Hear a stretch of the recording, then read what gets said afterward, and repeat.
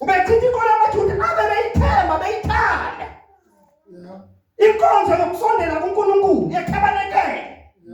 Beyichitha athi lalelani benisondela ngegazi lembuzi, ngegazi lamathole, nisondela nanomhlatshelo, nakayo into nangokugcina umthetho, nisondela lalelani manje mina ngindlela neqiniso lokuphila. And then they were gazing through amagama babegedla amazinyo. Ebuhlungu bekumbamba manje uthini umfana uzosidukisa. Uzochitha indlela esiyaziyo thina. Siyazi indlela kaNkulunkulu. Amen. Hallelujah. Manje ngalamba zabantu ufika kulaba bamaJuda, ufika kulesizwe samaJuda, lesizwe samaIsrael, ufika kuso ngoba vele uzalwe kuso. Uqala khona ekhaya, uqala kuso, usitshela ukuthi akuyona indlela okuyiyona yona le ndlela benihamba ngayo, indlela ebeyisithunzi sami, ebikhomba mina enzayo. Amen. Amen. Ngoba phela isizwe sakwa-Israyeli bazalwane kufanele understand ukuthi uNkulunkulu wayesiqale nge-purpose, wayesiqale ngenjongo. There are many reasons why God started the nation of Israel. Amen. There are many reasons, but kunama reason nje asobala.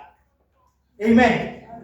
The first reason, i-reason yokuthi uchoose isizwe singekho wasiqala. Wachuza lesizwe because bekade aim ukuthi lesizwe isizwe okuzoza ngaso umsindisi. That's right. The main reason isizwe okuzoza ngaso bani? The Savior. Amen. Okwesibili lesizwe mase sikhona isizwe engizosinikeza imithetho yami, mase ngisinikeza imithetho yami lesizwe sizoba isizwe esiyisamandla, sizoba isizwe sibusisekile, sizoba isizwe siphumelelayo, sizoba isizwe esidrawa i-attention of any other nation. Angazi uma nezwa yini? Amen. Ngizwa nalento ukuqumayo, akho ukuqumayo uthi ngathi ngiyayizwa ke. That's right.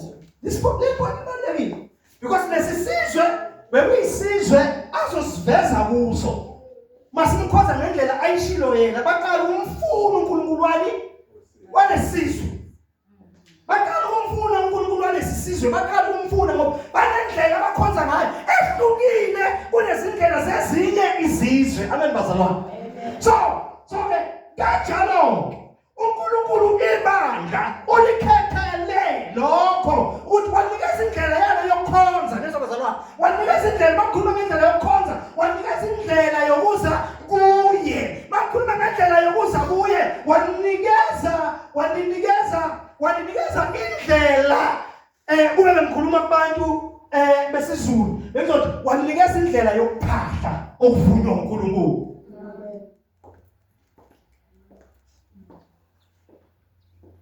Amen. Amen. Bakumathi mina nindlela neqiniso, kusho ukuthi zonke ezinye indlela ziyakhanselwa manje. Zonke nje noma ngabe isiphi isizwe ziyakhanselwa ngoba kukhanselwe ngisho le ebeyimemezela ukuza kwakhe. Amen. Ziyakhanselwa zonke manje sekufanele ezinye izizwe eyikhona, ungumZulu, ungumXhosa, ungumNdiya, ungumPedi, ungumVenda, ungumRashiya, ungumBelikana, sekufanele manje bafunde kulesi sizwe esiyibandla sikaNkulunkulu ukuthi iyiphi indlela emiswe uNkulunkulu yokuphila, iyiphi indlela emiswe uNkulunkulu yokuza kuye, iyiphi indlela emiswe uNkulunkulu eyiqiniso. Kodwa ngizwe ukuthi ngiyafundisa. Amen. Ufundisa impela. Ufundisa impela, and this is the greatest teaching. Uma uyeke lezi ngiyifundisa la, hayi man ngikwazi ukuthi uzophinda ukhonwe kuphi.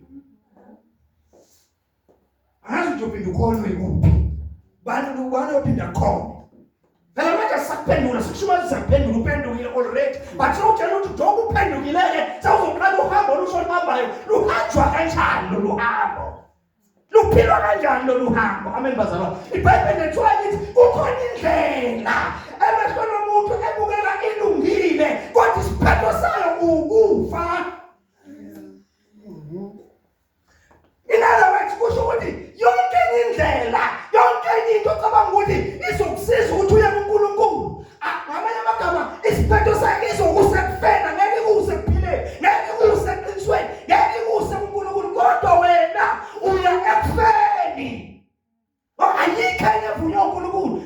ngaphandle kwani yebandla. Amen. Okay. Le emiswa uNkulunkulu le. Ofanele siyazi thina amakholwa, ngoba thina amakholwa umsebenzi wethu ukutshela abantu ukuthi nayi indlela kaNkulunkulu, ukuthi abantu basibuke, bafunde kithi, babone kithi uma sesiyenza, sesikhonza ngendlela efanele, izinto ngeke ifane. Masikhonza ngendlela, sishintsha umkhathi, sishintshwa ngamoya, sishintsha yonke environment, ngoba sikhonza ngendlela eletha the presence of God. Amen.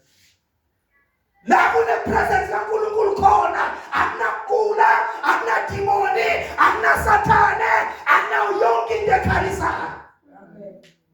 Hey, injani ndaba?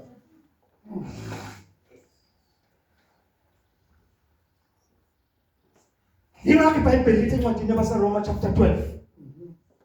Ngakho ngiyencenga ngempela kaNkulunkulu. That's right. Hey. Ngincenga ngani? Ukuthi nikelana.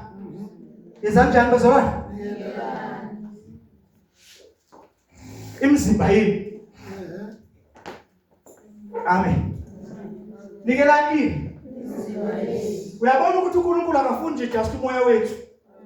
Abantu bathi hayi, ngeke ngikhoze uNkulunkulu, aphakathi lami ngiyamkhonza uNkulunkulu akafundi. Ufuna umkhonze with your whole being. Umkhonze ngokuphelela kwakho. Umuntu ngumoya, unomphefumulo, uhlala emzimbeni. Enekaningi umzimba iwona ukwazi ukwenza lokho okufunwa uNkulunkulu. Ukubonakala ukuthi nanke umzimba uphumelelisa lento esemoyeni nasengqondweni. That's correct.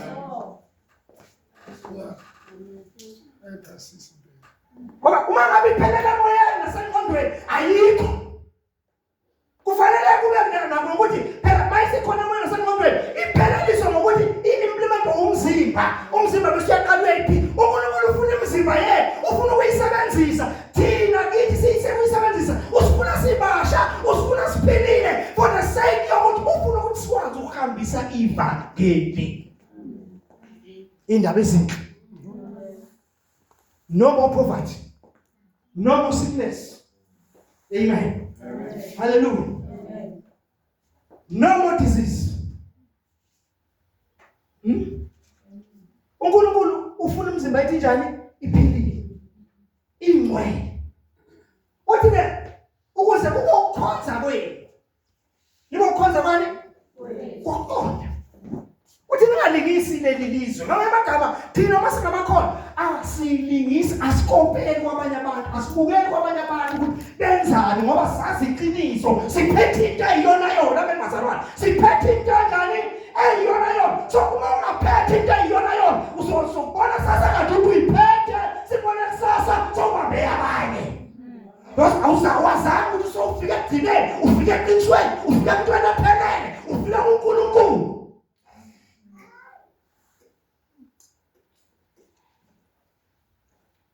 Ngelinye ilanga iBhayibheli lithi uPeter benoJohn baya thempelini. Babeya kuphi? Ethempelini. Thiwa lapha ethempelini kunendoda eyihlala njalo ikhona. Ibheke ukuphiwa. Ibheke wenzani? Ukuphiwa isinqi. Bheke nje ukuthi izophiwa. This time thiwa ehlala ikhona. This time kuzodlula uPeter noJohn. Makudlula uPeter noJohn bayibona. Bayibheke base kuthi kusibheke ababheke. Ababheke bese uthi uPeter isiliva negolide asinalo. Silver and gold have I none. But what I have I will give it to you. Kodwa lokho nginakho ngizokupha kona. But ngegama likaJesu waseNazaretha sukuma uhambe. Kusho ukuthi lokho thina njengamakholwa singabantu bokubhekwa. Abantu kufanele babheke thina bafunde kithi babone amantombazane bazophoqeleka ukuthi basilandele la siyakhona ngoba babone impilo yethu. Amen. That's right. Impilo yethu iyahlula kwasana. Impilo yethu iyaflorisha. Impilo yethu wonke umuntu mayibuka uyayihalela, uyafisa ukuthi labantu bangena isiphi isiba nami ngiyongena ngifanele nawo. Amen. But uma yazi into okuyo uzophuma la uye empeni yokufa uphume ekuphileni ekufeni uzophuma kuphi anizwa kahle lento kumele fanele ngiqinise ngishumayele kakhulu yazi ngathi ngilele ngelila ngilele ngiyaphupha ngona la mfundisi uyazi uza straight ke mfundisi lami mkhulu uza straight ke azange ngibingele thoma ifika njani Zulu ubhemu uyabhiza angazi ubhemu Zulu na ubhemu uyabhiza mangiphenduka sihamba naye ahleze etafuleni enkulu elingaba ngangale platform lineyitulo abangani impunga ihleli lapha abese vele ephenduka abantu bahleli le mina ngiqhamuka ngapha abese vele ephenduka ngihlangabeza ngiseza la athi Zulu sibhizile sizokutshela ukufundisa kakhulu hamba ke ile into ebesizokutshela yona